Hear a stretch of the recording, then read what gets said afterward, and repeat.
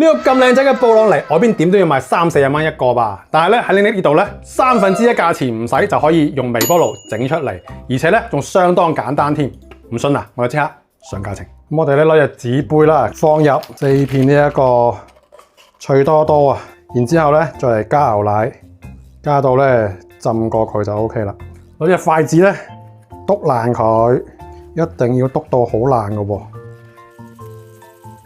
然之後咧，再攞2片咧加入去，繼續篤。但係今次咧就唔使篤好爛噶啦。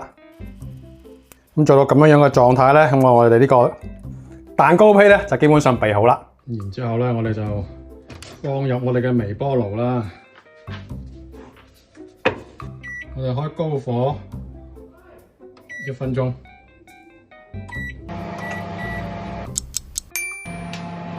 咁我哋呢個蛋糕就好啦。我哋呢一個咁靚仔嘅布朗尼就整好啦。我哋事不宜遲，而家即刻試一試佢味道點樣啦。隻叉整落去嘅時候係好鬆軟㗎，同外邊嘅買嘅都差唔多喎。真香！哎呀，哇！呢個自製嘅布朗尼呢個朱古力味咧係超級濃㗎，而且咧佢個口感係非常之綿滑同埋柔軟㗎喎。咁咧，比外邊賣嘅好多布朗尼咧，我覺得仲要好食添，而且製作方法咧真係勁簡單啊！咁啊，真係咧一定要發俾你咧中意食布朗尼嘅朋友啊！呢一招真係可以慳到唔少錢啊！